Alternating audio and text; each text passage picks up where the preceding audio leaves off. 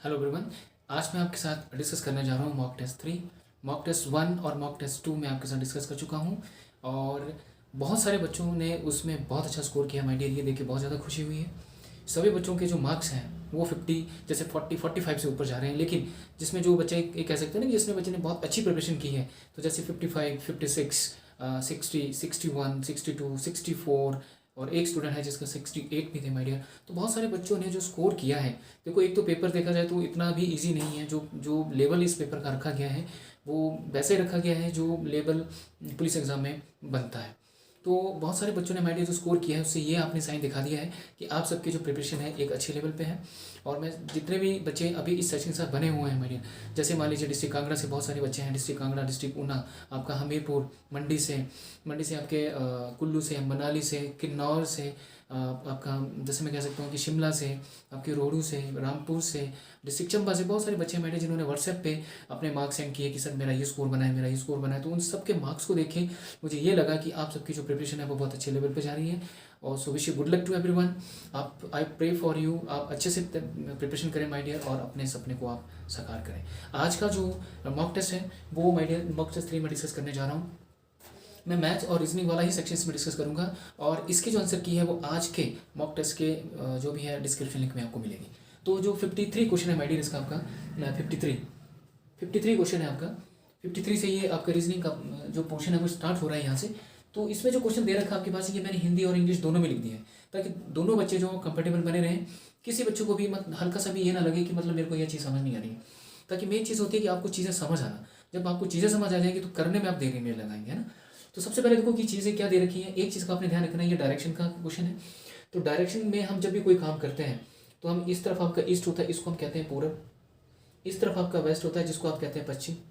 इस तरफ ऊपर की तरफ नॉर्थ होता है और नीचे की तरफ आपका साउथ होता है। नॉर्थ को आप उत्तर बोलते हैं और साउथ को आप दक्षिण कह देते हैं, राइट। जो हिंदी मीडियम वाला बच्चा है वो ध्यान रखें, ये पूरब, ये पश्चिम, ये उत्तर और ये दक्षिण एक बार लिख लें। बस आपने ये बार बार डायरेक्शंस बनानी नहीं है। आपने क्या काम करना है, आपने याद रखना है कि आपका जो राइट हैंड है, जिस पोस्चर में आप लोग बैठे हैं वो राइट हैंड आपका क्या होगा, मान लो कि उसको आप पूरा मान के चलेंगे। लेफ्ट हैंड आपका क्या होगा, पश्चिम हो जाएगा। आपके बिल्कुल टॉप में क्या चीज़ है उसको आप नॉर्थ मानेंगे, साउथ में नीचे क्या आपका साउथ है। बस इस तरह से अपने डायरेक्शंस को याद रखना है। और ये बीच में जो डायरेक्शन निकलती है इनको हम कार्डिनल डायरेक्शंस बोलते हैं, जो तिरछी दिशाओं को रिप्रेजेंट करता है। तो सबसे पहले ये क्वेश्चन जब भी आपके पास आएगा तो आपने क्वेश्चन को स्टार्ट कहाँ से करना वो देखो। पहले तो पहली लाइन आप देख लो कि ईस्ट आपका इस तरफ है, देखो ईस्ट आपका इस तरफ है, वेस्ट आपका ये नॉर्थ है, साउथ है। तो देखें आप सर कहते हैं कि पॉइंट सी जो है वो पॉइंट एफ के आपके पास पीडीएफ पड़ी होगी माय डियर, आपके पास क्वेश्चन पेपर भी पड़ा होगा। हो सके तो आप क्वेश्चन पेपर को डाउनलोड करके उसकी फोटोकॉपी निकाल लिया करो, तो उससे करना बहुत ईजी हो जाएगा। देखो पॉइंट सी पॉइंट एफ के 15 मीटर नॉर्थ में है। तो पॉइंट सी जो एफ के में है तो एफ को अगर मैं यहाँ रखूँ तो सी यहाँ पे लेना पड़ेगा मुझे, ठीक। 15 मीटर की बात कर रहे हैं तो 15 मीटर थोड़ा सा आप देख लेना, डिस्टेंस थोड़ा बढ़ा लेना ताकि थोड़ा सा जो मेजरमेंट है वो ठीक रहे। तो 15 मीटर नॉर्थ की तरफ आ गए तो ये 15 मीटर हो गया कि पॉइंट सी जो 15 मीटर किसकी तरफ है, सॉरी पूरब की तरफ है, ये पूरब। तो पूरब आपका ये है माइडियर। इस तरफ आप आएंगे तो एफ को सेंटर में रखेंगे और सी को यहाँ लेके आएंगे। अब देखना कि एफ और सी के साथ कोई कनेक्शन और जुड़ा है। तो देखो एफ और सी ये दे रखा है तो आगे चलेंगे तो ये ए और बी दे रखा है, आगे मूव करो फटाफट से। फिर एच दे रखा है, एच के साथ देखो ये डी दे रखा है, डी के साथ ई दे दिया है, ई के साथ फिर आगे चलेंगे तो बी दे दिया और ये सी दे दिया। एकदम से अपने लिंक ढूंढने का है। तो देखो पॉइंट बी जो है वो पॉइंट सी के 15 मीटर का है साउथ में। तो पॉइंट बी जो है सी के साउथ में है, तो सी के साउथ में तो यहाँ पे देखो बी पॉइंट ये ले लिया, 15 मीटर आपके पास ही हो गया। तो पॉइंट बी पॉइंट सी के 15 मीटर कहाँ गया, साउथ के नीचे आ गया। तो ये साउथ हो गया आपके पास। मेजरमेंट आप बराबर रखना ताकि आपको थोड़ी सी भी गलती ना हो यहाँ पे ना। ये 15 मीटर साउथ हो गया, ये पॉइंट बी हो गया आपका। अब देखो 3 लोग आपके पास मिल चुके हैं, ये 3 पॉइंट।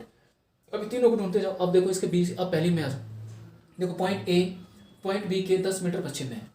देखो तो बी आपका ये है तो बी के साथ आप ए मिल सकते हैं। तो पॉइंट ए जो है वो इसके अदर्श है, पश्चिम तरफ इस तरफ आएंगे, वो इस तरफ आएंगे तो बी अगर यहाँ है तो पश्चिम इस तरफ का इस तरफ चलेगा। 10 मीटर है तो 10 मीटर यहाँ ले लो आपसे। अब कह रहा है कि जो पॉइंट एच के 15 मीटर का है नॉर्थ में है, जो शब्द किसके लिए यूज हुआ आपका, ये ए के लिए यूज हुआ यहाँ पे। जो है वो क्या है 15 मीटर कहाँ है, एच के नॉर्थ में है।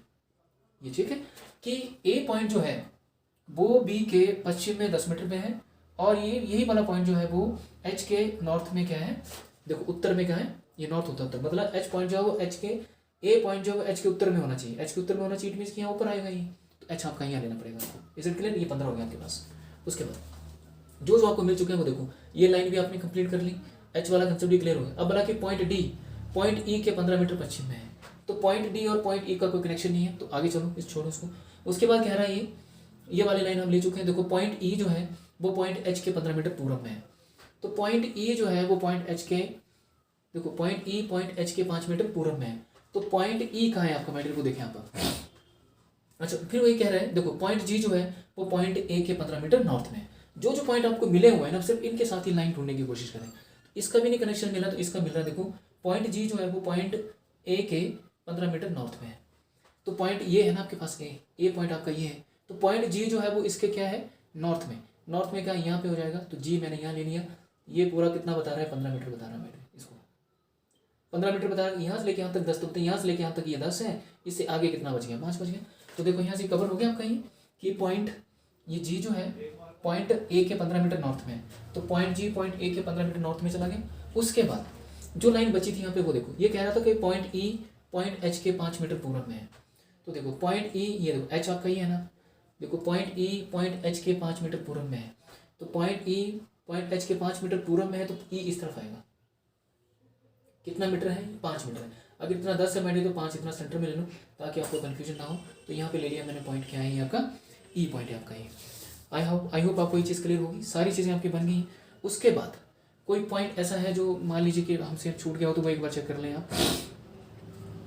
ये देखो पॉइंट डी पॉइंट ई के 15 मीटर पश्चिम में है, तो पॉइंट डी ये देखो पॉइंट डी पॉइंट ई के 15 मीटर पश्चिम में कह रहा है, तो पॉइंट डी और पॉइंट ई के 15 मीटर पश्चिम में कह रहा है। तो देखो यहाँ से लेके यहाँ तक ये पूरा कितना होगा आपके पास 5, तो यहाँ से लेके इसको बढ़ाओ यहाँ पे तो कितना आएगा ये डी, ये पूरा मिला देंगे आप सब, तो ये पूरा कितना आपके पास ये 15 मीटर का डिस्टेंस बता रहा है। देखो ये कह रहा है इसने कि पॉइंट डी जो है पॉइंट ई के पश्चिम में, देखो पॉइंट डी जो पॉइंट ई के पश्चिम में होना चाहिए, तो ई के पश्चिम साइड ये इस तरफ जा रहे हैं, तो ये आ गए सारे पॉइंट आपके कवर हो गए हैं। उसके बाद जो पहला क्वेश्चन है आपका वो देखें, वो कह रहा है कि बिंदु जी जो है वो सी से किस दिशा में और कितनी दूरी पर है। देखो बिंदु जी जो है देखो सी से किस दिशा में, सी के किस दिशा में जा रहा है ये, सी के इस तरफ को क्या आता है, सी इस तरफ को क्या है आपका पश्चिम है, तो सी के इस तरफ में पश्चिम है, तो मतलब पश्चिम में जा रहा है और कितना मीटर पे है, तो देखो ये यहाँ से लेके यहाँ तक ये 10 है, तो ये 10 पे यहाँ पे खड़ा है ना, तो क्या आंसर होगा आपका यहाँ पे 53। क्वेश्चन का आंसर है माय डियर आपके पास यहाँ से सी, 53 का आंसर क्या आपके पास है C 53 is the answer is C. वो चीज़ थोड़ी सी आप ध्यान रखें कि गलत नहीं होनी चाहिए मेरे आपके पास ना। 53 ये कहा ना इसने कि पॉइंट पहले वाला क्वेश्चन कि पॉइंट जी पॉइंट सी से किस दिशा में है, देखो पॉइंट जी जो है वो पॉइंट सी से किस दिशा में है, तो किस दिशा में, इस दिशा की तरफ है, तो आपका आंसर क्या है सी मतलब 10 मीटर पश्चिम में, 10 मीटर पश्चिम में, 10 मीटर पश्चिम में कहने का मतलब ये इस तरफ वो आ रहा है। अगर कहता है कि जो पॉइंट सी है वो पॉइंट जी के किस दिशा में है, तो पॉइंट सी पॉइंट जी के किस दिशा में है, तो हम कह सकते थे 10 मीटर पूर्व में, तो आपका ये आंसर होता। लेकिन यहाँ पे क्या है जी के बारे में पूछ रहा, तो जी कहाँ बैठा है पश्चिम की तरफ बैठा है, तो सी आपका आंसर होगा यहाँ से ये वाला। उसके बाद 54 है आपके पास, कहता है कि पॉइंट डी जो है वो पॉइंट ए के संदर्भ में किस दिशा में है। देखो पॉइंट डी जो है वो पॉइंट ए के संदर्भ में किस दिशा में है, देखो पॉइंट डी के बारे में बता रहे हैं, तो देखो कार्डिनल डायरेक्शन ऐसे बनती है आपके पास ये वाली। तो मान लो अगर पॉइंट डी अगर ये है और पॉइंट ए यहाँ पे है, तो बोला किस संदर्भ में है, तो देखो ये बन रहा है आपके पास कौन सा साउथ वेस्ट, कौन सी कार्डिनल डायरेक्शन है ये साउथ वेस्ट, तो आपका आंसर यहाँ पे क्या होगा साउथ वेस्ट होगा माय डियर आपके पास। तो साउथ वेस्ट कौन सा, ऐसे ऊपर की तरफ जा रहे हैं ना माय डियर आपके पास, अच्छा ऐसे ऊपर की तरफ जाना है, तो आपने कौन सा लेना है ये नॉर्थ, तो आपका आंसर बना यहाँ से उत्तर और पूर्व, मतलब ये बना आपके पास सी, ये ऊपर की तरफ हम जा रहे हैं ना इसी की तरफ, तो ऊपर की तरफ कौन सी डायरेक्शन है ये वाली नॉर्थ ईस्ट वाली डायरेक्शन, तो सी। उसके बाद 55 का कह रहा है कि पॉइंट एफ जो है वो पॉइंट ई के संदर्भ में किस दिशा में है, पॉइंट एफ जो है वो पॉइंट ई के संदर्भ में किस दिशा में है, तो किस दिशा में जा रहे हैं हम लोग, इस तरफ जा रहे हैं, देखो ऐसे करके इस तरफ हो, इस तरफ को जब जाएंगे तो ये कौन सी दिशा बनती है नॉर्थ वेस्ट, तो नॉर्थ वेस्ट मतलब यहाँ पे है आपके पास डी, तो 55 का आंसर क्या होगा मेरे आपके पास डी। उसके बाद आई होप आपको ये चीज़ क्लियर हुई, 53, 54, 55 ये सारा इंपॉर्टेंट क्वेश्चन है माय डियर, एक बार इस क्वेश्चन को देख लें, इंपॉर्टेंट चीज़ें हैं किस तरह से कैसी चीज़ की है, ईस्ट इस तरफ वेस्ट इस तरफ नॉर्थ साउथ ईस्ट, ये चीज़ देख लें, इंपॉर्टेंट क्वेश्चन है ये ना।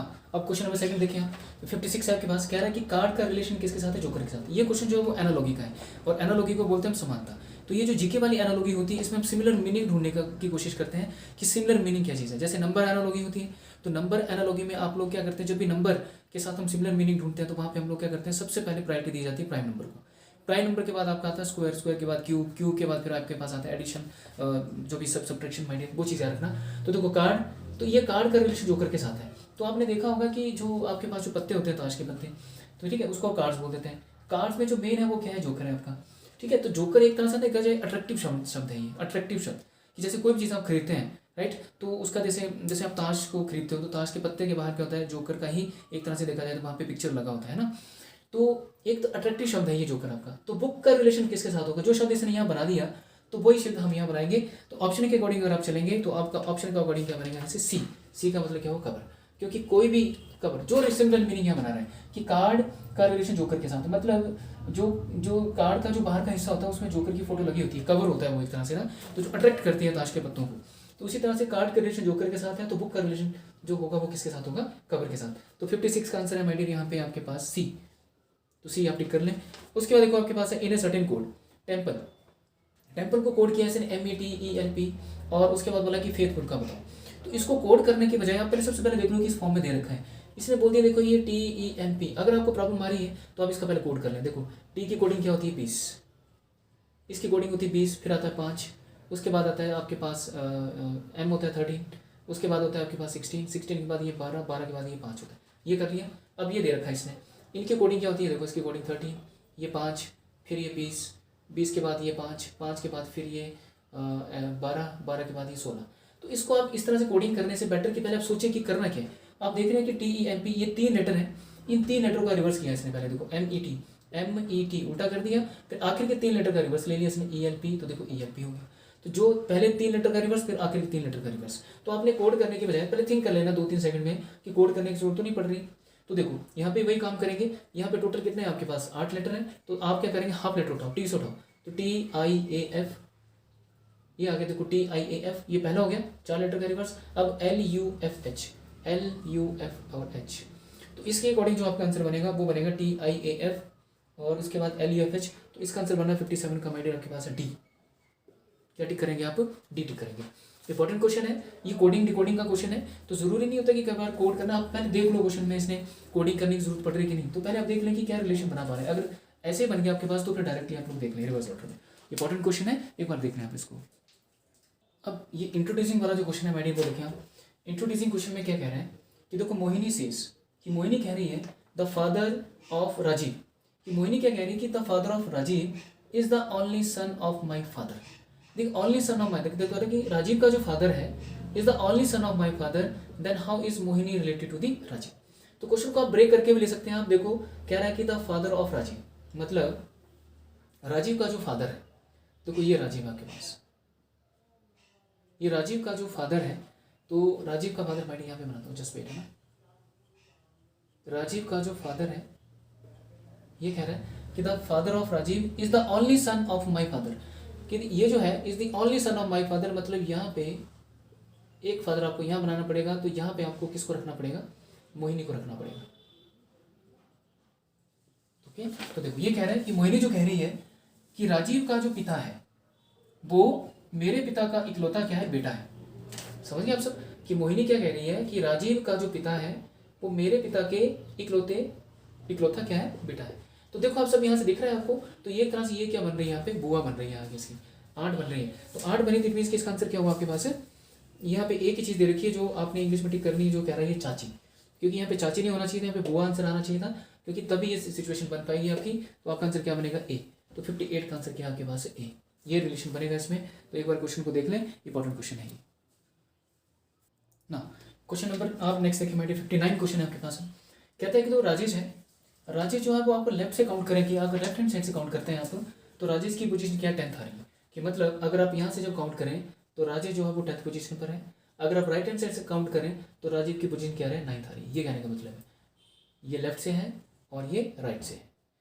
तो लेफ्ट से आप राजेश की पोजीशन 10 काउंट कर रहे हो, राइट से आप 9 काउंट कर रहे हो। तो कहते हैं कि टोटल नंबर ऑफ बॉयज बताओ कितना है इसमें। तो आप क्या काम करेंगे, जब ऐसा क्वेश्चन आया तो हम क्या करेंगे, लेफ्ट प्लस राइट -1 करते हैं। तो लेफ्ट कितना आपके पास 10, राइट कितना आपके पास -1 और +9 और -1 कर दिया। 10 और 9 19, 19 में 1 चला गया 18, तो 18 आपका आंसर हो गया माय डियर। यहाँ से 18 आंसर है, तो 59 का आंसर क्या होगा, सी। क्यों माइनस करते हैं, क्योंकि एक पर्सन की पोजीशन 2 बार काउंट नहीं करते हैं ना, कि जब लेफ्ट साइड से काउंट कर रहे हैं तो 10th पोजीशन में आ रही है, आप राइट साइड से काउंट कर रहे हैं तो 9th पोजीशन में आ रहा है, उसी की पोजीशन की बात हो रही है। तो दोनों को प्लस कर दो और उसमें एक माइनस करा दो आप। तो इसका फाइनल आंसर क्या बना, सी बन गया माय डियर। इंपॉर्टेंट क्वेश्चन है, एक बार देख लें इसको आप। ना अब ये हमारे क्वेश्चन 60 जो मिसिंग लेटर का क्वेश्चन होता है, ठीक है। इसमें हमने क्या करना है, फिलिंग द ब्लैंक्स में ये इनमें से ऑप्शन में से कोई भी ऑप्शन रखनी होती है, ठीक है। रख के हम लोग फिर क्या करते हैं कि इसका डिसाइड कर लेंगे कि कितना बनेगा। तो सबसे पहले हम काउंट करते हैं 1 2 3 4 5 6 7 8 9 10 11 12 13 14 15 16 17 18 19 20, ये 20 बने। इट मीन्स कि 20 बने हैं। तो अगर आप देखो 20 है ये, तो देखो जो नया बच्चा है तो याद रखना जब भी ये 20 लेटर बनते हैं तो हम इसको 4 4 के 5 पेयर बना देंगे, या फिर 5 5 के 4 पेयर बनाएंगे। मतलब या तो उसके 4 4 के टुकड़े कर देंगे हम, बीच बीच में 4 4 के टुकड़े बना के इसके 5 पेयर बना देंगे, या फिर 5 5 के कर देंगे। तो आप दो काम कर लीजिए। जैसे दो काम आप करेंगे, मान लीजिए पहले मैं यहाँ पे 4 4 के बना देता हूँ, 1 2 3 4 कर देता हूँ। अब समझ आना, यहाँ पे 1 2 3 4 किया मैंने, ये काट दिया 1 2 3। पहले मैं इसको दो बार लिख लेता हूँ ना, A dash A B dash B dash A dash A B dash B. इस तरह से करके आपने दो केस बना लेना इसके। एक को आप 4 4 में डिवाइड कर दो, देखो 1 2 3 4 किया तो 1 2 3 4 किया तो ये 1 2 3 4 किया तो ये 1 2 3 4 किया तो ये 1 2 3 4 किया तो ये बना, ठीक है। ये 4 4 का बन गया है। तो 1 2 3 4 2 3 4 5 1 2 3 4 5 1 2 3 4 1 2 3 4 5 1 2 3 4 5, ठीक है। जब भी ऐसा क्वेश्चन आपके पास आएगा, 18 लेटर होते तो 3 3 के 6 बनते हैं और 6 6 के 3 बनते हैं आपके पास, ठीक। अगर 16 होता तो 4 4 का आपके पास एक ही पेयर एक ही चीज़ बनानी थी, दो केस लेने की जरूरत नहीं पड़ती यहाँ पे। तो ये दो बने। अब आप देखें जरा, आप जब भी ये क्वेश्चन करेंगे तो देखो एंडिंग लेटर किससे खत्म हो रहा है, यहाँ से ए से, यहाँ पे है नहीं, यहाँ पे ए है और यहाँ पे बी है, यहाँ पे बी है। तो यहाँ से हमें कोई सीक्वेंस का पता नहीं लग रहा कि अगर यहाँ ए है, यहाँ हम जानते नहीं लास्ट में क्या हो सकता है, लेकिन यहाँ भी ए है बट यहाँ पे बी आ रहा है और यहाँ पे बी आ रहा है, तो यहाँ सीक्वेंस। फिर हम देखेंगे फर्स्ट लेटर में, तो फर्स्ट लेटर ए है, यहाँ पे भी ए है बट यहाँ बी है, यहाँ जानते नहीं और यहाँ पे भी बी है आपके पास। तो यहाँ पे इस तरह से करने के बाद अगर हमें दिख रहा है कि कोई सीक्वेंस नहीं बन पा रहा है, तो यहाँ पे भी देखें अब आप फिर कि क्या चीज़ बनेगी। तो देखो यहाँ से अगर मैं फिर आप ऑप्शन से अकॉर्डिंग देखने की कोशिश करना कि ऑप्शन से हम लोग क्या चीज़ रख सकते हैं। कि अगर देखो मैं पहली वाली ऑप्शन को यहाँ रखता हूँ बी, और इसको यहाँ रखता हूँ बी, इसको भी यहाँ रखता हूँ बी, इसको यहाँ रखता हूँ ए, इसको यहाँ रखता हूँ ए, फिर देखो कुछ बना ही।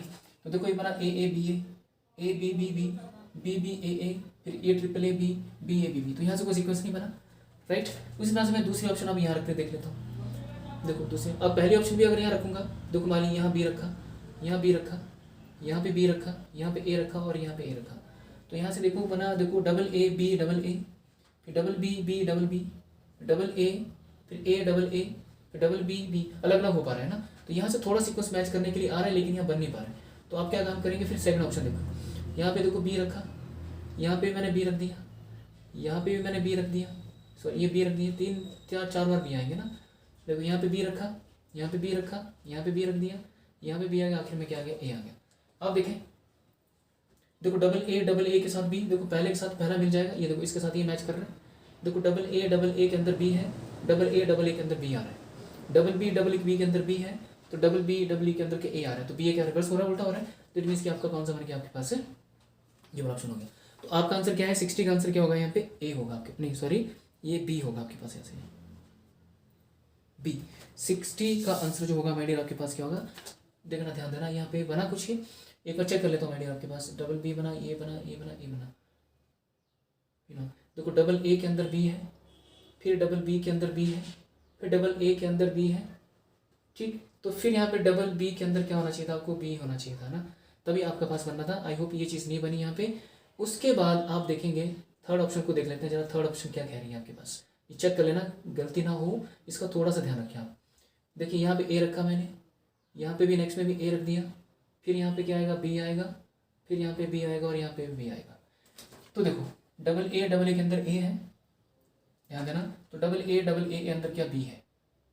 फिर देखो डबल बी के अंदर ए है, तो डबल बी के अंदर बी, मतलब यहाँ से ए और बी, फिर यहाँ से ए और बी। तो सीक्वेंस बन गया कि ए के साथ बी का रिलेशन, ए के साथ बी का रिलेशन, तो ये वाला आपके पास और ये वाला इसके साथ। तो आपका आंसर क्या हो गया, सी। तो 60 का आंसर क्या लिखेंगे मैडम, आपको सी लिखेंगे। इंपॉर्टेंट क्वेश्चन है ये। क्वेश्चन जब भी आए तो थोड़ा सा पेयरिंग कर लें, थोड़ा सा देख लें, एक तरह से ना सीक्वेंस बनाने की कोशिश करनी है इसमें। तो सम टाइम, कई बार इट विल टेक टाइम, है ना, अंडरस्टैंड भी करना है चीज़ों को। तो एक बार इस क्वेश्चन को देख लें, इंपॉर्टेंट क्वेश्चन है आपका। 61 क्वेश्चन है आपके पास, रैंकिंग का क्वेश्चन है मेडिरे। इसमें देखो इसने कहा कि टोटल 31 स्टूडेंट्स हैं आपके पास, एक क्लास के अंदर 31 स्टूडेंट्स हैं। अगर आप इस तरफ से चलते हैं तो ये अनु है, अनु का जो रैंक है वो आ रहा है 7th, और इस तरफ से आते हैं तो इसका नाम है विनय, और विनय की पोजीशन कितनी आ रही है आपके यहाँ से, अब आपके पास 11th।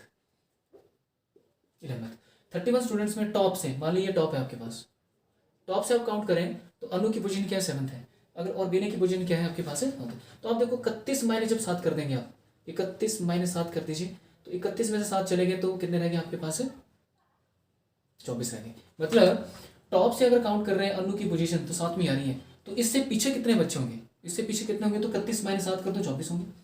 उसी तरह से अगर मैं बीने की बात करूँ तो 31 माइनस 7 11 कर दीजिए, तो 31 माइनस 11 की तो 20 हो गई। मतलब टॉप से अगर अनु की पोजीशन 7वीं आ रही है तो 7वीं उससे पीछे कितने बच्चे होंगे, तो 31 माइनस 7 कर दिए रह गए 24, और फिर 31 माइनस 11 कर दिए रह गए 20। बट यहाँ पूछा गया इसने कि अनु और बीने की अपनी रैंक क्या है, ये कहना but will be their respective rank from the bottom. Bottom का मतलब कि जब आप नीचे से काउंट करेंगे, यहाँ पे भी नीचे से काउंट करेंगे, तो देखो आप देख रहे हैं कि नीचे से जब बॉटम से आप काउंट करेंगे, बॉटम से जब आप चल रहे हैं ऊपर की तरफ आप आ रहे हैं, तो कहने का मतलब ये बॉटम रैंक है आपका, बॉटम। नीचे से ऊपर आ रहे हैं तो 24 बच्चे हैं, बस उसकी अपनी एक पोजीशन भी है, प्लस उसकी आप अपनी पोजीशन भी तो ऐड करेंगे तो ये हो गया 25th आपके पास, 25th। और यहाँ पे जब आप आएंगे, इसका भी जब बॉटम से आप चलेंगे तो एक पोजीशन आपको इसकी अपनी भी ऐड करनी पड़ेगी, तो कितना आ गया आपके पास 21। तो आपके पास आंसर क्या बना 25th एंड 21। तो 25th एंड 21 आपका जो आंसर है तो ये है माय डियर सी आंसर आपका। आई सिंपली मैं आपसे कहना चाहता हूँ कि अगर आपकी सिंपल एक क्लास है 31 बच्चे हैं, आप लेफ्ट और राइट लीजिए, इसको आप अनु मान लीजिए, ये आपका विनय है, ठीक। अनु जो है वो 7वीं पोजीशन पे आ रहा है, यहाँ से जब आप काउंट कर रहे हैं 7वीं में है, तो देखो उसके पीछे कितने बच्चे होंगे, तो 31 माइनस 7 करो तो उसके पीछे कितने बच्चे 24। उसके पीछे अगर 24 है तो उसकी अपनी पोजीशन भी तो काउंट करेंगे, जब हम पीछे से काउंट करते हुए आएंगे तो 24 प्लस 1 करेंगे।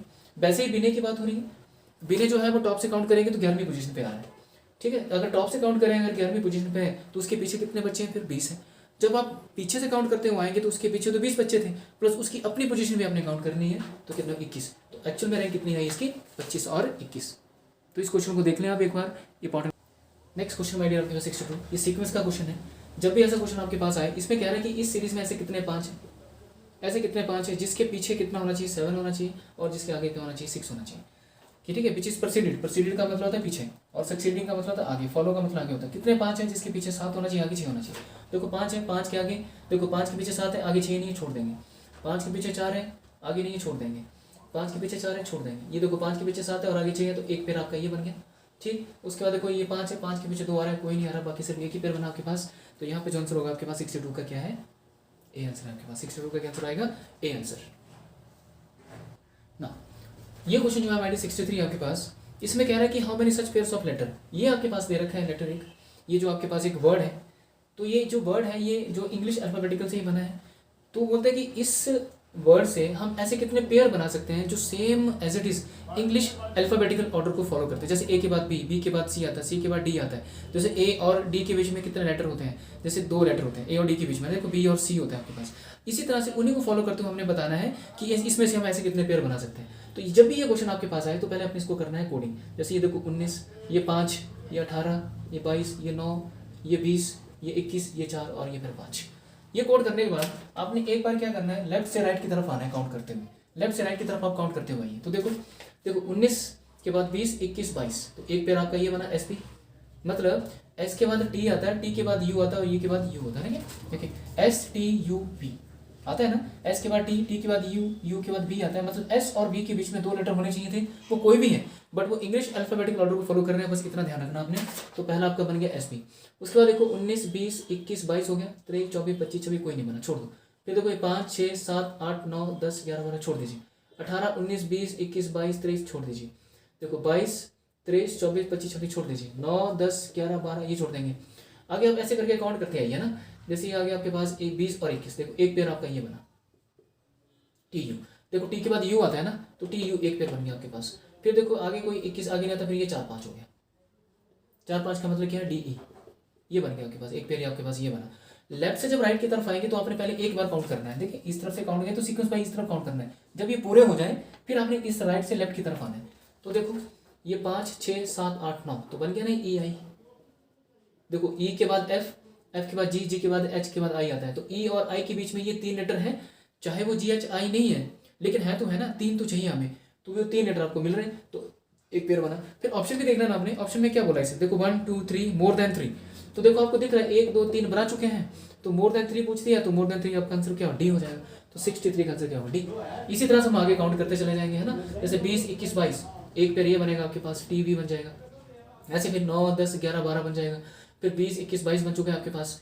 और क्या बचेगा, देखो 22 23 24 18 19, देखो 18 19 20 होता है, 18 19 के बीच में कोई पेयर नहीं बनेगा क्योंकि 18 19 के बीच में कोई लेटर नहीं आता, तो ये पेयर नहीं बने। तो 1 2 3 4 5 बन चुके हैं माय डियर। इसका आंसर कितना आपके पास डी आंसर है। तो एक बार याद रखना, ये क्वेश्चन जब भी आपके पास आए तो सबसे पहले काम क्या, आपने क्या करनी है, कोडिंग करनी है। कोडिंग करने के बाद फिर आपने लेफ्ट से राइट की तरफ काउंट करना है एक बार। तो आपने देखना कि कितने लेटर बन पा रहे हैं, कितने पेयर बन पा रहे हैं, सॉरी, है ना, जितने बन पाएंगे उतने लेंगे हम लोग। और फिर आप राइट से लेफ्ट की तरफ देखेंगे। और ये इंपॉर्टेंट क्वेश्चन है, ये बहुत बार एग्जाम में आता है। देखो 64th क्वेश्चन में क्या कह रहा है, ये 64 क्वेश्चन में कहा है कि C is to the best of B, C is to the best of B। इस क्वेश्चन में देखें क्या कह रहा है ये कि C is to the best of B। तो सबसे पहले देखो आपने कार्डिनल डायरेक्शन से बनानी है इस तरह से। ये आपका ईस्ट होता है, ये आपका देखो वेस्ट होता है, ये नॉर्थ होता है, साउथ होता है। सेंटर पॉइंट आपने मान के चलना, ये पूरब है, ये पश्चिम है, ये उत्तर है, ये दक्षिण है। देखो C is to the west of B बोल दिया, तो B को आपको यहाँ मान के चलना पड़ना, तो C आपको यहाँ मान के चलना पड़ना। इसको मानी सी कि C जो है वो B के क्या है, पश्चिम में है। एंड बोला south west of A, south west की जो कार्डिनल डायरेक्शन है वो कैसे चलेगी, देखो साउथ वेस्ट इस ऐसे आता है टेढ़ा, ऐसे किस तरफ, देखो ये वेस्ट है, ये साउथ है, साउथ वेस्ट की ऐसे चलेगी, इट मीन्स की ऐसे होगा, मतलब साउथ वेस्ट ऑफ A, यहाँ पे ये लेना पड़ेगा आपको A, कि C जो है वो B के वेस्ट में है और साउथ वेस्ट ऑफ A है। तो इस तरह से बन गया आपके पास ये वाला। उसके बाद D is to the north west of A। अब जो D है आपका वो क्या है, north west of, north west की जो कार्डिनल डायरेक्शन है वो कैसे चलती है, देखो ये है आपके पास, ये नॉर्थ है तो ये वेस्ट है, तो नॉर्थ वेस्ट की कार्डिनल डायरेक्शन ऐसे चलेगी भाई, तो ये चलेगी ऐसे करके, मतलब यहाँ पे आपको ऐसे करके जाना पड़ेगा, ऐसे करके आप लेके चलेंगे जब तक, तो ये बनेगा आपके पास। तो डी को आपको कहाँ लेना पड़ेगा, यहाँ पे डी, ठीक है। ये कहा इसने, देखो कहता है कि D is to the north west of A, तो डी जो है वो ए के नॉर्थ वेस्ट में होना चाहिए। तो ए अगर यहाँ खड़ा कर दिया तो इसके नॉर्थ वेस्ट की डायरेक्शन कैसे जाएगी, वैसे जाएगी, कार्डिनल डायरेक्शन ऐसे चलेगी। तो डी आपने यहाँ ले लिया। उसके बाद कह रहा है देखो एंड ए नॉर्थ ऑफ सी, ये हो गया, और देखो सी के नॉर्थ में होना चाहिए, तो डी जो है वो नॉर्थ वेस्ट ऑफ ए होना चाहिए एंड नॉर्थ ऑफ सी होना चाहिए। तो देखो नॉर्थ ऑफ सी भी आ गया, डी जो है वो नॉर्थ ऑफ सी भी हो गया, सीधा स्ट्रेट ऊपर की तरफ ही आ गया, और नॉर्थ वेस्ट भी हो गया आपके पास। एंड बोला लाइन ए बी, और ए और बी मिलकर क्या करते हैं, एक लाइन बनाते हैं, ये इन्होंने लाइन बना दी। अब कह रहे हैं कि in which direction from the point A B is located, in which direction from the point A is B located. देखो कि जो बी है वो ए के किस डायरेक्शन में लोकेटेड है, कि बी पॉइंट जो है वो ए के किस डायरेक्शन में लोकेटेड है। तो देखो ऐसे करके हम नीचे की तरफ जब आएंगे तो नीचे की तरफ क्या है आपके पास, साउथ ईस्ट, ये वाला हम ऐसे की तरफ आ रहे हैं ना नीचे की तरफ, तो ये क्या है, साउथ ईस्ट। तो साउथ ईस्ट जो है आपके पास है, तो आपका आंसर क्या है यहाँ से बी। तो आपने बोला 64 का आंसर है माय डियर आपके पास बी। इंपॉर्टेंट क्वेश्चन है माय डियर, इसको देख लेना आप। नो क्वेश्चन नंबर अब देखिए माय डियर 65 क्वेश्चन आपके पास ही। इस क्वेश्चन में कह रहा है देखो G's mother is the sister of R. जी ये पोस्ट ऑफिस लगा, इसका मतलब क्या है कि जी की जो माता है, जी की जो मदर है इज द सिस्टर ऑफ क्या है, वो आर की सिस्टर है। ये कहने का मतलब है कि जी की जो मदर है वो क्या है, सिस्टर ऑफ आर है एंड डॉटर ऑफ एस। ये जो है वो डॉटर किसकी है, एस की डॉटर है। ये कहा ना कि जी की जो मदर है वो आर की सिस्टर है और किसकी डॉटर है, वो एस की डॉटर है। यहाँ तक हो गया। And N is the daughter of R, R की डॉटर कौन है, एन है, तो इसके ऊपर माइनस साइन लगा दिया। N is the daughter of R हो गया एंड सिस्टर ऑफ एम, और ये किसकी सिस्टर है, एम की सिस्टर होगी। अब कह रहे how is M related to S, बताना कि एम का रिलेशन एस के साथ क्या है। तो देखो एम का जेंडर हमें पता नहीं है, ऐसे देखा जाए तो ये जो है वो नानी या नाना का रोल प्ले करेगी, यस एस जो है वो नाना या नानी का रोल प्ले करेगी। ये कहा ना इसने daughter of S, daughter of S का मतलब ये हुआ कि जी की जो मदर है वो एस की डॉटर है और वो आर की बहन है। तो एस जो है या तो यहाँ पे क्या है, इनकी मदर है या फिर ये फादर है। और ये जो चीज़ है ये काम ये क्या करेगा, ये दोतू जिसको कहते हैं ना कि मैटरनल ग्रैंडसन या मैटरनल ग्रैंड डॉटर का काम करेगा। बट हमें एम का पता नहीं है ना, तो एम का ना तो पता है ना ही हमें एस का पता है। अगर एस के बारे में पूछता तो मैटरनल ग्रैंड मदर मतलब मैटरनल मतलब ग्रैंड मदर या फिर ग्रैंड फादर हो सकता है, या तो नाना या नानी हो सकती थी। बट इसके बारे में पूछ रहे हैं तो ये क्या हो सकता है, मैटरनल ग्रैंडसन या मैटरनल ग्रैंड डॉटर हो सकती थी। बट ऑप्शन में माय डियर आपके पास इसमें कोई भी ऑप्शन दे नहीं रखी है, यहाँ पे थोड़ी मिस्टेक हुई है। तो 65 जो क्वेश्चन है आपने उसका आंसर क्या कर देना, डी टिक कर देना। और डी में आपने लिख देना यहाँ पे कि नन। नन क्यों करना, क्योंकि यहाँ पे रिलेशन कोई भी नहीं दे रखा, या तो मैटरनल ग्रैंडसन होना चाहिए या तो मैटरनल ग्रैंड डॉटर होना चाहिए था यहाँ पे, या तो फिर मैटरनल ग्रैंड फादर। इसका पूछा है तो इसके बारे में, तो इसके बारे में कोई इन्फॉर्मेशन नहीं है हमारे पास यहाँ पे। तो आप एक तरह से देख लेना, इस आंसर को क्या कर देना, नन कर देना यहाँ पे। 66 क्वेश्चन को देखिए माय डियर, 66 क्वेश्चन में ना ये चीज़ थोड़ी मिस है वहाँ पे, क्योंकि इसके बिना आप ये जो क्वेश्चन यहाँ पे दे रखा है आप लोगों को, आप इसको फाइंड आउट नहीं कर पाएंगे। तो आप पहले एक काम करें कि ये चीज़ें नोट कर लें। 66 क्वेश्चन के साथ आपने ये लिख लेना कि A minus B, A is the father of B, A plus B, A is daughter of B, A divide B का मतलब A is the son of B, and A multiply B का मतलब A is wife of B. ये चीज़ें चारों लिख लेना, क्योंकि इसके थ्रू ही ये क्वेश्चन सॉल्व हो पाएगा, अदरवाइज नहीं हो पाएगा। तो यहाँ पूछा है कि इनमें से कौन सा ऐसा रिलेशन है जो P is grand son of S बता रहा है। तो P is grand son of S बता रहा है, तो हम पहला ले लेते हैं P प्लस Q। तो देखो यहाँ पे प्लस का रिलेशन ये है कि P प्लस Q का मतलब है कि मतलब A is the daughter of B, मतलब A प्लस B का मतलब A is the daughter of B। हम लिखेंगे यहाँ पे P is the daughter of Q। Is it clear? उसके बाद कह रहे हैं माइनस का रिलेशन। माइनस का रिलेशन ये बता रहे हैं कि A is the father of B। तो हम क्या लिखेंगे आपको कि Q जो है, Q is the father of क्या हो जाएगा अब आपके पास, B हो जाएगा। Q is the father of B, तो B आपको यहाँ लेना पड़ना, ये कहा। तो यहाँ से देख रहे हैं कि P is the grand son of S बन पा रहा है, नहीं बन पा रहा है, तो ये ऑप्शन से बाहर हो गया। तो पहला होगा। दूसरा P डिवाइड Q। डिवाइड का मतलब ये कह रहा है कि A is the son of B। A is the son of B का मतलब ये कि P is the son of क्या हो जाएगा, Q हो जाएगा। उसके Q मल्टीप्लाई बाय S, तो मल्टीप्लाई का रिलेशन ये। अब कहता है A is the wife of B, हम यहाँ लिखें Q is the wife of, Q is the wife of क्या हो जाएगा आपके पास, S हो जाएगा। तो यहाँ पे P is the grand son of S नहीं बन पा रहा है, ये भी बाहर हो गया आपका, छोड़ दीजिए। फिर कह रहे हैं P divide Q। P divide Q का मतलब ये है कि P is the son of B। तो ये देखो P is the son of क्या हो गया, Q हो गया यहाँ से। फिर Q प्लस S, तो Q प्लस S का मतलब ये है कि A is the daughter of B। तो मतलब यहाँ पे Q is the daughter of क्या बना, B बन गया आपके पास। तो यहाँ से देख सकते हैं आप, यहाँ पे Q is the daughter of B बना, तो ये क्या बन रहा है, P is the grand son of, बन पा रहा है ग्रैंड सन यहाँ से, तो ये आपका बन गया है, क्योंकि देखो ये ग्रैंड सन का ही रोल प्ले कर रहा है। ठीक है, उसके बाद आप जो आंसर यहाँ पे बनेगा आपके पास, मेडियट 66 का आंसर क्या आपके पास C है। तो C को आप टिक कर देना, और इसके लिए आप ये चीज़ नोट कर लेना, 66 क्वेश्चन के साथ ये चीज़ नोट कर लेना, क्योंकि इसके बिना ये चीज़ नहीं हो पाएंगी आपकी ना। इस क्वेश्चन को देखिए, मेडियट 67 क्वेश्चन, ये आपका पजल का क्वेश्चन है। इसको मैंने बड़ी शॉर्ट फॉर्म में लिख दिया है, ठीक है। तो आपके पास जो भी क्वेश्चन पढ़ा हुआ है अभी, जो आपके पास मॉक टेस्ट है, वहाँ से आप देखिए इस क्वेश्चन को कम्प्लीटली। देखो ABCD ये 5% की बात हो रही है, और ये बात कर रहा है यहाँ पे किसी फ्लोर की बात कर सकते हैं हम लोग कि 1 2 3 4 5। फर्स्ट फ्लोर को आप, ये जो है ये फर्स्ट है और ये क्या लास्ट है, मतलब आपका नीचे से चलेगा 1 2 3 4 5। तो मतलब फटाफट से आप क्या काम करेंगे, आपने क्या किया, आपने बनाना है पहले तो ये ऐसे करके 3 बिल्डिंग्स, ठीक है। तल की बात कर रहे हैं, तो तल का मतलब ये होता है। तो पहला आ गया सरफेस, तो आप क्या ले लेंगे, बताइए सबसे। देखो ये आपका 1, ये 2, ये 3, ये 4, ये 5, ये तल हो गया आपके पास, राइट। ये फ्लोर हो गया आपके पास। देखो सबसे कहा ना इसने, देखो ये कहा इसने, क्वेश्चन में ये कह रहा है कि सबसे नीचे का तल पहला है, मतलब ये पहला है, और सबसे ऊपर का कौन है आपके पास, ये वाला है, मतलब ये पहला और लास्ट। तो मतलब ये वाला आपके पास पहला और ये वाला लास्ट में है। और उसके बाद बात हो रही है यहाँ पे किस चीज़ की, पर्सन की, पर्सन। तो पर्सन का नाम हम लोग अभी लिख नहीं सकते यहाँ पे। और उसके बाद क्या है, कलर, रंग की बात हो रही है, राइट। इस तरह से बना लें। उसके बाद देखें इसे, देखो ये blue yellow green red green की बात की, सब आपने फटाफट से क्या करना है कि क्वेश्चन को देखा, फटाफट से बनाया, और आपने लाइन पकड़नी है कि बोला C सबसे ऊपर खड़ा है। देखो तो C सबसे ऊपर खड़ा है, तो यहाँ होगा पर्सन। और किसको पसंद करता है, लाल रंग को पसंद करता है, तो लाल रंग बना दिया यहाँ से। उसके बाद कहता है कि जो व्यक्ति सबसे नीचे के तल पर खड़ा है, जो व्यक्ति सबसे नीचे के तल पर खड़ा है, माइडी ये वाला, इसके बारे में बात कर रहा है ना अभी, ऐसे बना लो चाहे आप इसको, ठीक। जो व्यक्ति सबसे नीचे के तल पर खड़ा है उसे काला रंग पसंद है, मतलब वो ये वाला पर्सन है, ये काला रंग पसंद करने वाला है। बोला B सबसे नीचे नहीं है, मतलब इस वाले में पोर्शन में आपका कम से कम B नहीं आएगा, इसको B नहीं आएगा, B मैंने क्रॉस कर दिया यहाँ पे। उसके बाद क्या है, A सम संख्याओं वाले तल पर खड़ा है। तो A अगर सम संख्या वाले तल पर खड़ा है माय डियर, तो देखो B अगर यहाँ नहीं है ना, तो B कहाँ हो सकता है, देखो B या तो फिर यहाँ होगा, या फिर यहाँ होगा, या फिर यहाँ होगा। Is it clear? तो B की पोजीशन एक जगह तो होगी, कहीं ना कहीं रखनी पड़ेगी हमें। तो मान लो कि B को अगर मैं यहाँ सपोज कर लेता हूँ, एक तरीके के लिए यहाँ रख देता हूँ, बाकी A और B मान लेते हैं कि यहाँ पे है। बट यहाँ कहा इसने कि A सम संख्या वाले तल पर खड़ा है, तो A जो हमें सम संख्या वाले पे है, तो A तो आपका यहाँ हो सकता है, फिर एक A यहाँ भी हो सकता है, तो यहाँ साइड में लिख देते हैं A को, ठीक है, एडजस्ट करने के लिए कि हाँ A सम संख्या ये भी है, तो ये भी, तो B की पोजीशन जरूरी नहीं कि यहाँ फिक्स होगी, तो B यहाँ भी हो सकता है ना। तो बट A के बारे में कह रहा है, तो A यहाँ भी हो सकता है, वो यहाँ भी हो सकता है। उसके बाद कह रहा था उसे काला रंग व हरा रंग पसंद नहीं है। A के बारे में बात कर रहे हैं, तो उसको काला रंग और हरा रंग पसंद नहीं है, मतलब ना तो इसको काला रंग पसंद है और ना ही हरा रंग पसंद है, ये दोनों कोई रंग पसंद नहीं है। अब कह रहा है E सबसे नीचे वाले तल पर खड़ा है, तो E जो आपका सबसे नीचे वाले तल पर खड़ा है, देखो E आपका क्या आएगा, फिर ये कहा ना इसने E सबसे बीच वाले तल पर, सॉरी ये कहना E सबसे बीच वाले तल पर खड़ा, तो E आपका ये आ गया।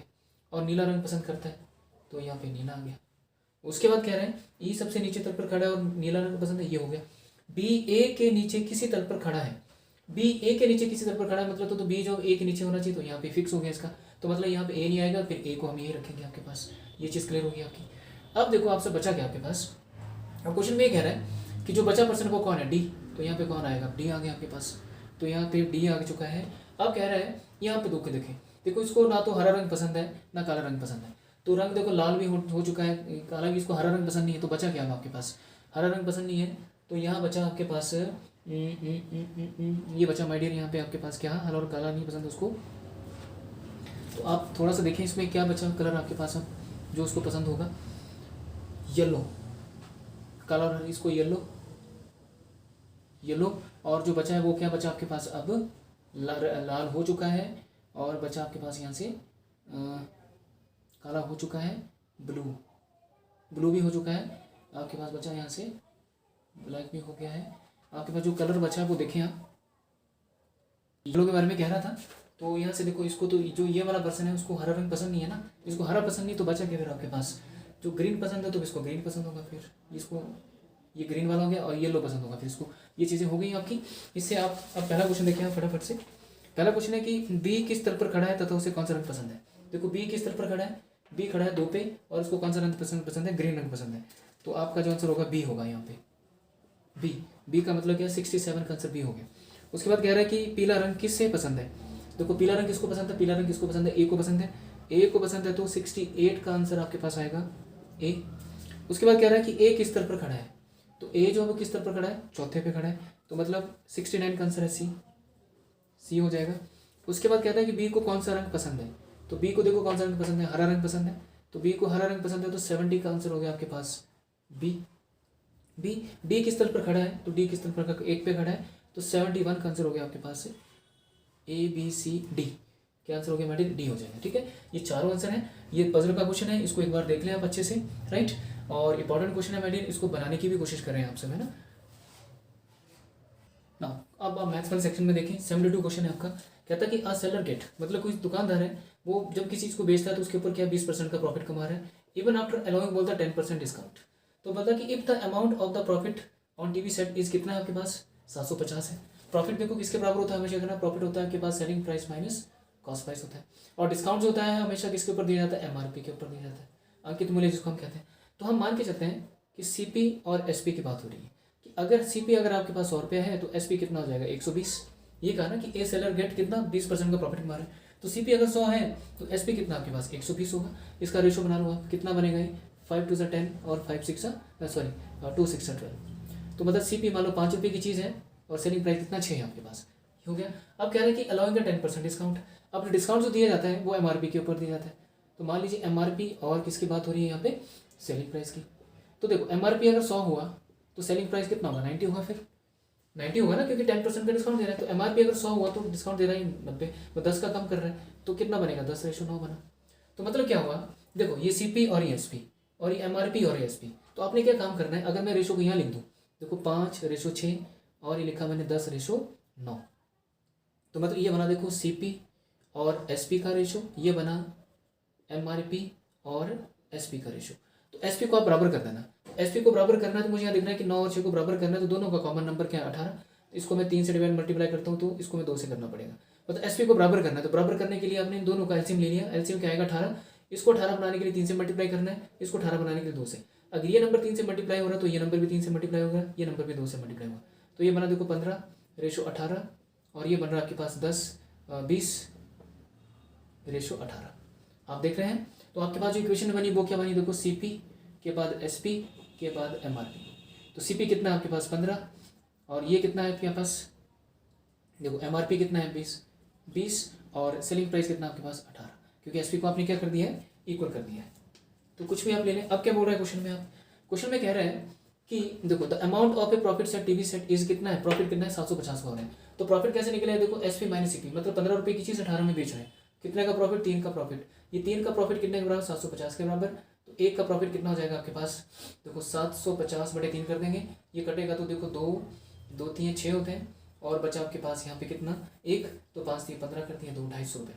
1 का प्रॉफिट 250 रुपये के बराबर है, तो 1 अगर 250 रुपये के बराबर है तो पूछ क्या रहा है मार्केट प्राइस, तो मार्केट का बता रहा है कि कितना है, तो मार्केट प्राइस है कितना माइडियन आपके पास, मार्केट का हम बताएंगे इसमें कितना आएगा आपके पास 20, तो 20 को मल्टीप्लाई कर दो, इसको 20 मल्टीप्लाई में 250 तो कितना आएगा ये 5000 रुपया।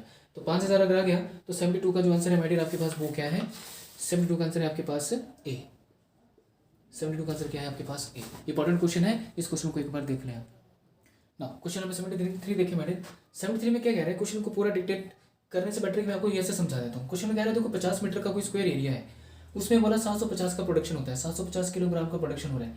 तो बोला कि 100 मीटर के एरिया में कितना प्रोडक्शन होगा।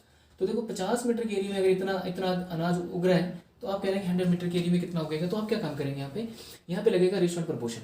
रेशियो एंड प्रोपोर्शन का मतलब क्या कि एरिया का रेशियो एरिया के बराबर और प्रोडक्शन का रेशियो प्रोडक्शन के बराबर, और दोनों को आपस में क्या कर देंगे, प्रोपोर्शन। तो देखो ये 50 ratio 100 is proportion to 750 ratio x मान के चलते हैं। ठीक, क्या किया मैंने, एरिया का रेशियो एरिया के बराबर इज प्रोपोर्शन टू प्रोडक्शन का रेशियो प्रोडक्शन के बराबर हो जाएगा। तो ये देखो ये बना 50/100 इक्वल टू 750 में एक्स आ जाएगा। ये पढ़ा है आप लोगों ने ना, A ratio B is proportion to C ratio D. देखो A/B इक्वल टू C/D के बराबर होता है। ये A/B equal to cross multiply करेंगे ये।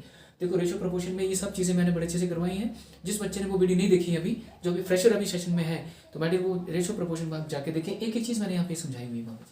तो आप देखें आप क्या निकालेंगे, एक्स वैल्यू निकाल देंगे, एक्स को निकालेंगे तो क्या बनेगा आपके पास। तो देखो ये 50 है, सीधा मल्टीप्लाई करा देंगे। तो देखो ये एक्स इस तरफ ले जाओ, देखो 750 मल्टीप्लाई में 100 नीचे 50 आ गया। ठीक है, इसको इस तरह ले जाओ, 50 को नीचे लाओ, क्रॉस मल्टीप्लाई करा दो। देखो 50 दूनी 100 होते हैं, तो 75 को मैं 2 से मल्टीप्लाई कर दूंगा 150, तो कितना बना आपके पास ही 1500 kg। तो 1500 kg का मतलब क्या हुआ कि आपका 73 का आंसर क्या है, ए। 73 का आंसर क्या हुआ, ए। तो रेशियो एंड प्रोपोर्शन वाला ये वाला मेथड याद रखना, इंपॉर्टेंट है माय डियर। 74 क्वेश्चन क्या कह रहे हैं आपका, ये कह रहा है कि 3 angles are in the ratio, कि 3 एंगल्स हैं आपके पास, जिसमें देखो 3, 4 और ये 5। इसके साथ अगर आप एक्स लगाना चाहते हो तो एक्स लेके चल सकते हैं। कहता है कि ये आपने बताना कि कितने कितने डिग्री के। तो आपको आपने पढ़ा है कि त्रिभुज के तीनों कोणों का योग कितना होता है, 180 डिग्री के बराबर। तो आप देखो सबका सम कर दो, देखो 4, 3, 7, 7 और 5 कितने होते हैं 12। मतलब 12 रेशियो की वैल्यू कितने के बराबर है, 180। तो एक रेशियो की वैल्यू कितनी मिलेगी आपको, देखो 12 कम 12 होता है, बचा कितना 6, तो 12 5 60, तो 15 डिग्री आ गया ना। एक रेशियो 15 डिग्री के बराबर है, तो 3 रेशियो कितने के बराबर हो जाएगी फिर, तो 3 रेशियो हो जाएगी। माइनस 3 मल्टीप्लाई 15 कर दीजिए, ये बना 45। 4 रेशियो कितने के बराबर हो जाएगी, फिर 4 मल्टीप्लाई 15 कर दीजिए, बना ये 60। 5 रेशियो कितने के बराबर हो जाएगी, तो 5 मल्टीप्लाई 15 कर दीजिए, तो कितना बनेगा 75। इसका डिग्री लगा दीजिए, तो आपके पास जो आंसर बना वो बी। क्या आंसर बना आपके पास बी। तो बस इतना याद रखना, इसके साथ आप एक्स ले लो ना ले लो कोई फर्क नहीं पड़ता, पर इन तीनों का सम करो, वो त्रिभुज के तीनों कोणों के योग के बराबर कर दो, एक का निकाल दो, जो एक की वैल्यू आएगी वो यहाँ पुट करते चले। तो एक को 15 को 3 से मल्टीप्लाई कराओ, 15 को 4 से कराओ, 15 को 5 से कराओ, आपका एंगल निकल के बाहर आ जाएगा। इंपॉर्टेंट क्वेश्चन है ये, एक बार देख लें आप इसको। 75 क्वेश्चन में ये क्या कह रहा है कि the average weight of 8 person, कहता है कि 8 लोग हैं, इन 8 लोगों का जो औसत भार है वो कितना बढ़ जाता है, 2.5 kg इंक्रीज कर जाता है। ये देखो टोटल लोग हैं और ये एवरेज है। एवरेज और टोटल जब भी आता है तो इन दोनों को मल्टीप्लाई करा देते हैं। मल्टीप्लाई किया है तो देखो 8 5 40 हो गया, 0 8 2 16 4 20 होते हैं। 20.0 का मतलब कितना है, 20 kg। कि कहने का मतलब क्या है कि 8 लोगों का जो एवरेज वेट है वो 2.5 kg बढ़ता है। कब बढ़ता है, जब 65 kg, मतलब ये ऐसे करके मैं समझाऊं अगर आपको, मतलब 1 2 3 4 5 6 7 8, ये 8 लोग हैं। इनमें से इस परिवार में मान लीजिए एक पर्सन है जो 65 kg का है। इस परिवार में एक पर्सन है जिसका वेट 65 kg है, इसको हम बाहर निकाल रहे हैं और इसकी जगह पे हमने किसी न्यू पर्सन को अंदर लेके आना है, ऐसे करके अंदर लेके आना है। तो 65 kg वाले को हम बाहर निकाल रहे हैं और नए बंदे को हम अंदर लेके आ रहे हैं। इस नए पर्सन के अंदर आने से क्या हो रहा है, सबको कितना वेट मिल रहा है, 2.5 kg 2.5 kg 2.5 kg सबको मिल रहा है। तो क्या होगा, जाने वाला जो पर्सन है वो 65 kg का है और जो अंदर आ रहा है उसके अंदर आने से क्या हो रहा है, 20 kg वेट एक्स्ट्रा सबको बढ़ रहा है। तो कितना हो गया, 85 kg। तो मतलब जो आने वाला पर्सन है, नया पर्सन, वो कितने kg का होना चाहिए, 85 kg का होना चाहिए। तो आपका आंसर क्या हो गया यहाँ पे, बी हो गया। वेरी वेरी इंपॉर्टेंट क्वेश्चन है माय डियर, इस क्वेश्चन को देख लें आप एक बार। क्वेश्चन नंबर 76 को देखें आप। देखो 76 में कह रहा है ये कि 8 चिल्ड्रन प्लस 12 आदमी किसी काम को करते हैं 9 दिन में, कि 8 बच्चे और 12 आदमी मिलकर उस काम को करते हैं 9 दिन में। और ये कह रहा है दूसरा, इसी में कह रहा है कि each child takes twice the time taken by man, कि मतलब हर बच्चा जो है वो ट्वाइस टाइम ले रहा है, मतलब ट्वाइस ऑफ 1 मैन के बराबर। ये कहने का मतलब है कि जो बच्चे 2 हैं, जिस काम को करने के लिए 2 बच्चे लग रहे हैं, उसी काम को करने के लिए एक चाहिए, एक आदमी चाहिए। तो टाइप्स ऑफ ये बन गया आपके पास। अगर 2 बच्चे एक आदमी के बराबर हैं तो फिर 8 बच्चे कितने के बराबर हो जाएंगे, तो इसको 8 बनाना है तो क्या करना पड़ेगा आपको। मतलब ये जब कंसेप्ट जब भी आता है ना, जैसे इसने चाइल्ड और मैंस बोल दिया, हम क्या काम करेंगे, इनको किसी एक चीज़ में कन्वर्ट कर देंगे, या तो इसको सबको मैथ्स में बदल दो या सबको चाइल्ड में ले आओ। बट ईजी देखेंगे कि किस में ईजी हो रहा है, तो किस में ईजी हो रहा है आपको देखना है कि यहाँ से बच्चे मिल सकते हैं। तो अगर मैं इसको 4 से मल्टीप्लाई कराऊँ 8 बनाने के लिए, तो ये भी 4 से मल्टीप्लाई होगा ऐसे करके। तो ये बना देखो 8c = 4m।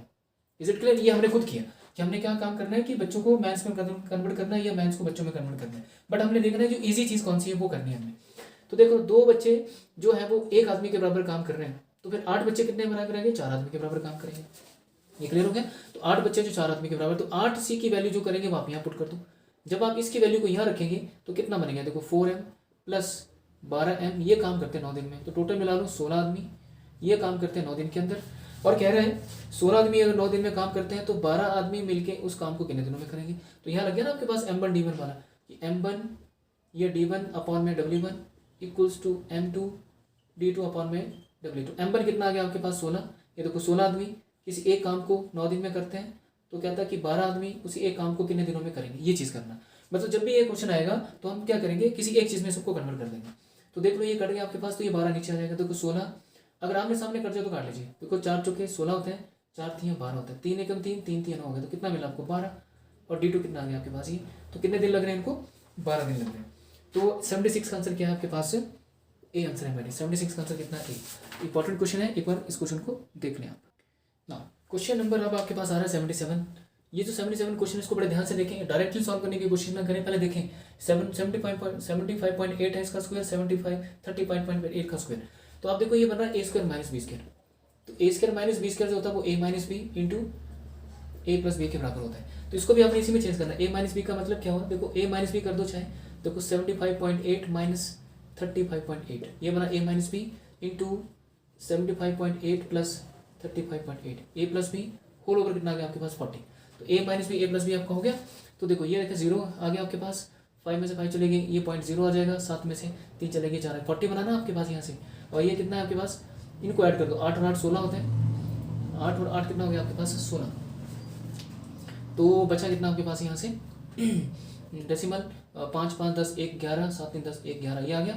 इनमें इसके नीचे कितना है 40, तो 40 के साथ 40 कैंसिल, तो आपके पास कितना बचा 11.6। तो 11.6 माइनर आपके पास आंसर क्या है, ये है बी आंसर आपका हो जाएगा। 77 का आंसर क्या हो गया, बी ना। क्वेश्चन नंबर अब आपके पास जो आ रहा है वो है 78 क्वेश्चन।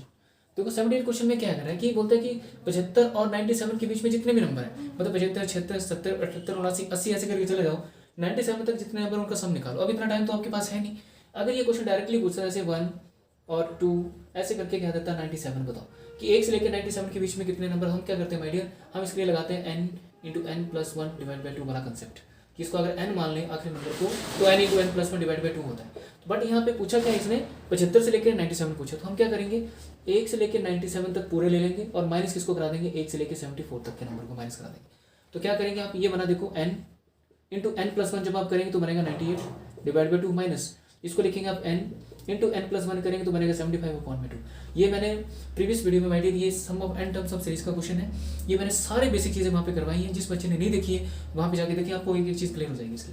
जो कटता है वो काट दो, देखो 4 दूनी 8 होते हैं, 1 बच के 9 दूनी 18, ये कट गया तो 3 2 6 7 दूनी 14, तो आपके पास देखो 97 मल्टीप्लाई 49 माइनस 37 मल्टीप्लाई 25, ये बना 97 को जब आप 49 से मल्टीप्लाई करेंगे तो आपके पास आएगा 4753 माइनस इसको जब आप इसके साथ मल्टीप्लाई करेंगे 25 को 7 से करेंगे तो 5 बनेगा, फिर 7 आएगा 2 आएगा, इन दोनों को माइनस करा दूँ, देखो 13 में से 5 चले गए, तो आई होप आपके 13 में से 5 चले गए तो 8 रहते हैं, यहाँ पे रह गया आपके पास 14 में से 7 चलेंगे 7 आ गया।